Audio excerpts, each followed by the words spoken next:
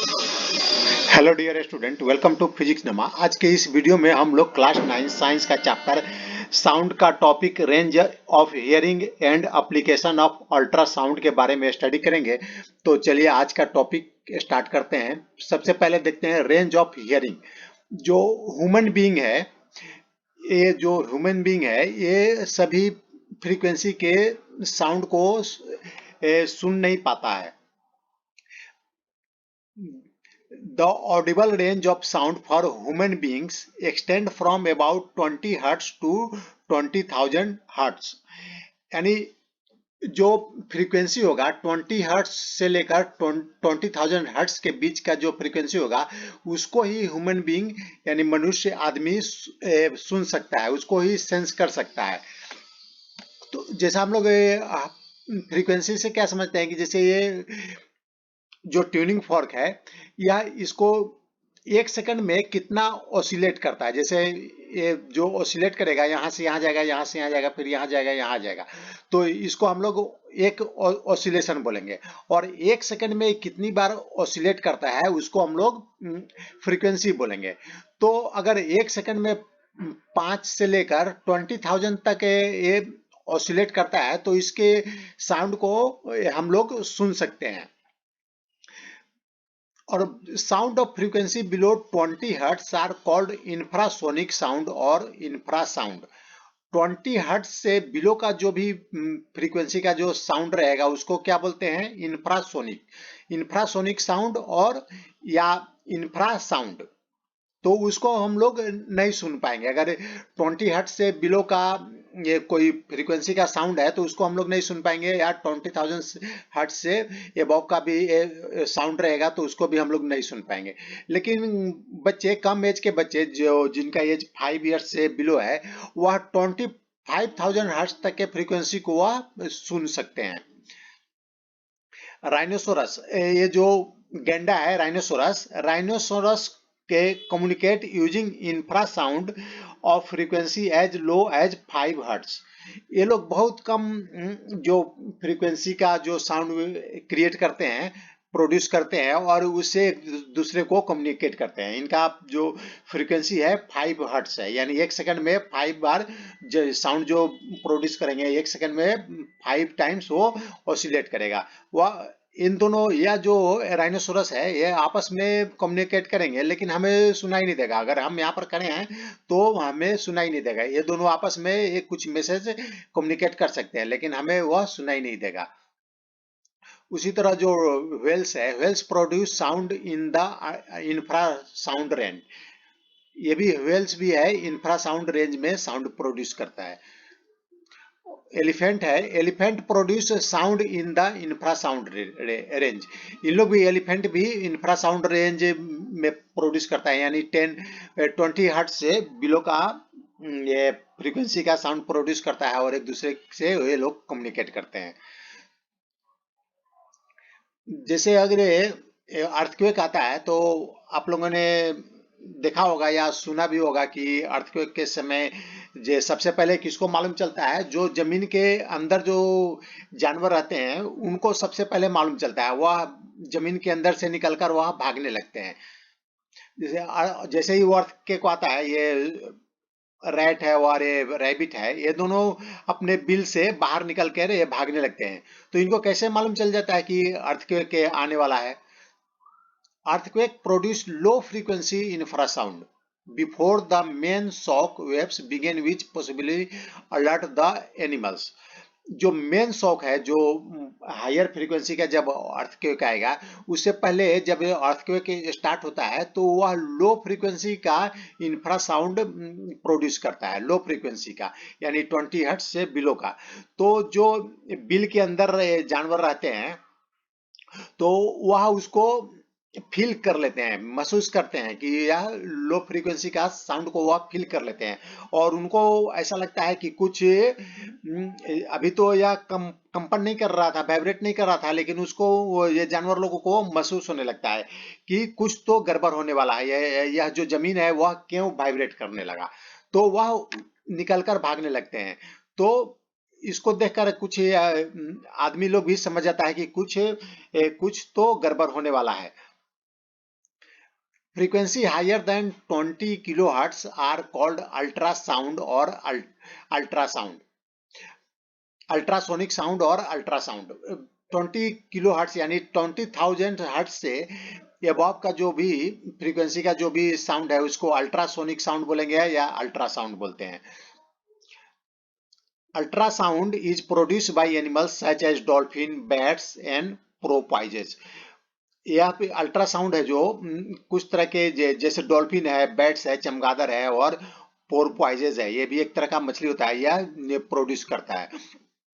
इन लोग के बहुत हाई फ्रीक्वेंसी का यह साउंड प्रोड्यूस करता है, यानी 20,000 से अबव हर्ट्स का, यानी एक सेकंड में उसका जो वाइब्रेशन होगा 20,000 से अबव रहेगा, ऑसिलेशन जो होगा 20,000 से अबव का रहेगा।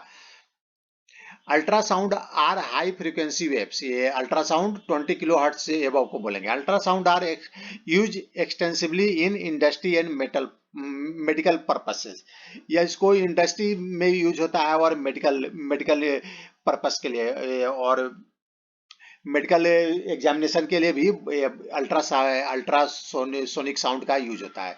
Ultrasound are able to travel along well defined path even in the presence of obstacle.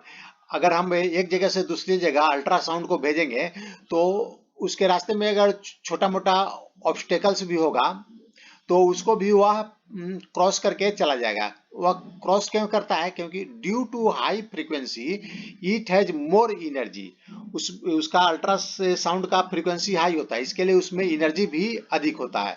Due to more energy it travel in spite of a small obstacle, और इसमें एनर्जी अधिक होता है तो इसके कारण यह जो ऑब्स्टेकल है उसको भी क्रॉस करके ये चला जाता है।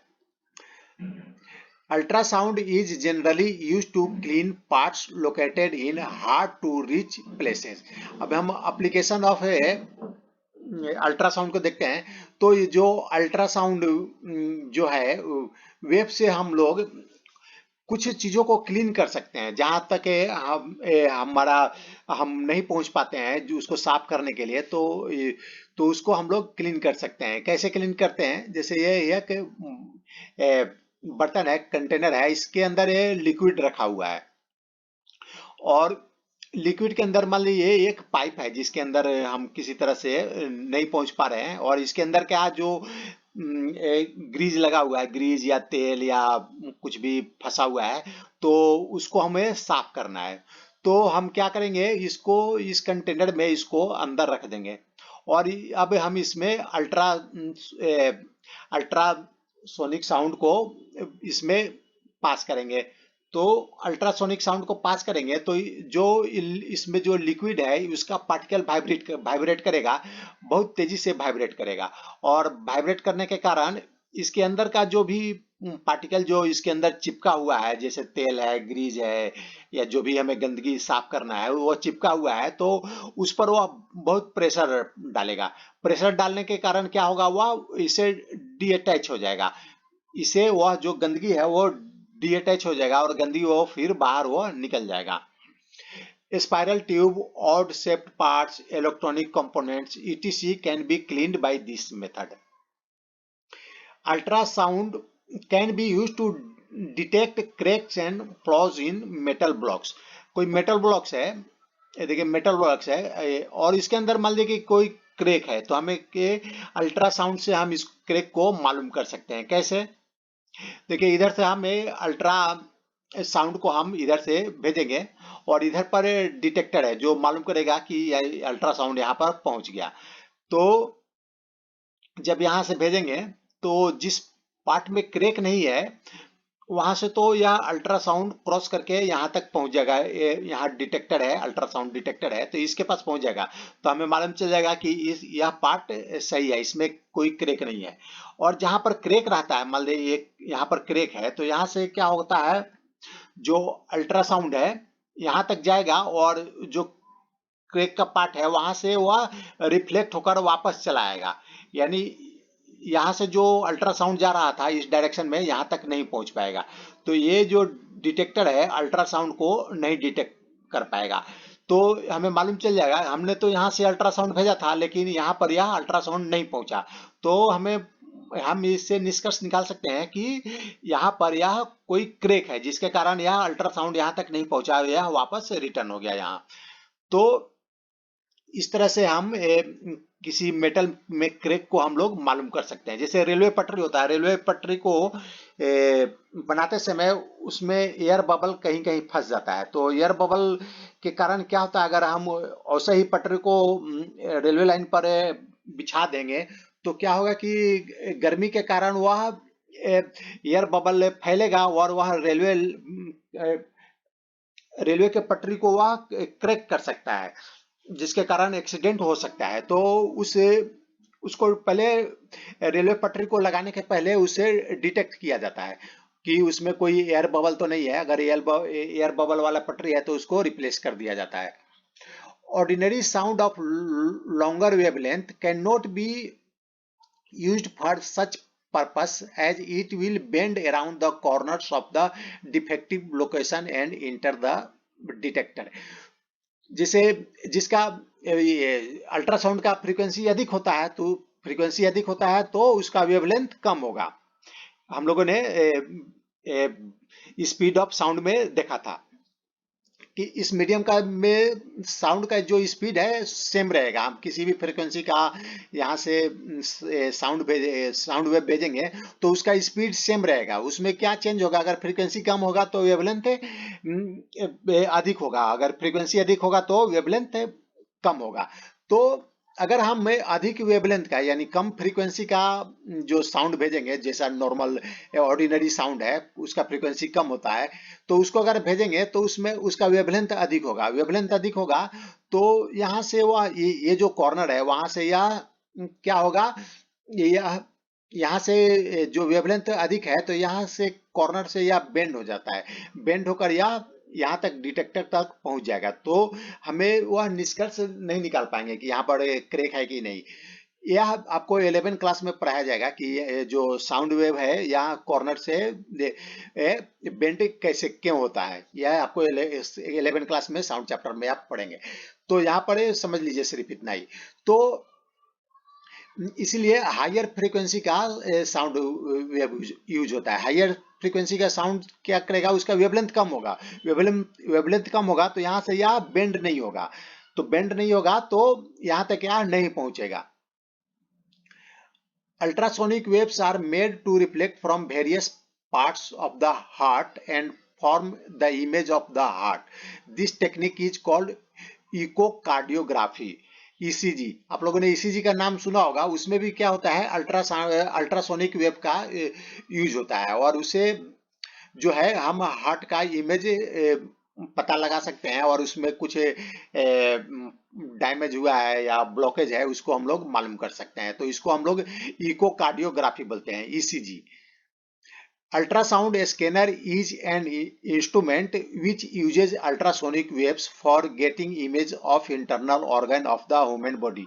A doctor may image the patient's organs such as the liver, gallbladder, uterus, kidney, etc. It helps the doctor to detect abnormalities such as stones in the gallbladder and kidney or tumors in different organs. This technique is called ultrasonography।